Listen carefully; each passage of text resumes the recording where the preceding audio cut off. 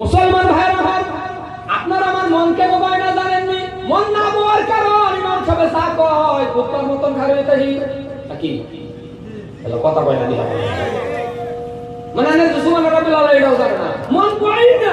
মসজিদে খাইতে যায় হ্যাঁ কই হ্যাঁ কই ব্যাপার না। ইমাম সাহেব সূরা কারাত কইতাছে না কি কইতাছে, যদি একটু লাম পাও আবার এটা জানে ইমাম সাহেব সিগন্যাল দিতে পারে তাই লাম হয়ে গেছে যে কোন কি বা কোনো ডাইরেক্ট করবে না নামাজের মাধ্যমে ইমাম সাহেব কয়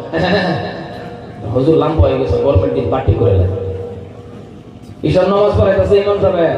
এর আর মন হয় না এই নামাজও আরে লাইন গেছে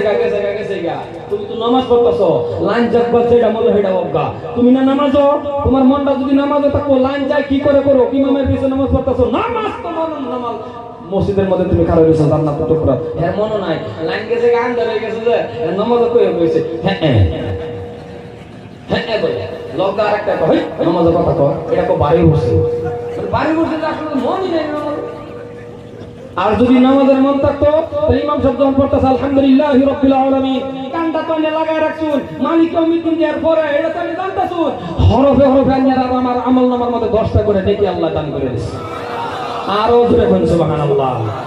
আন্নার আমার মন বয় না এই লাগা বাবারে কিছু শিক্ষা দেন না। আরে আমি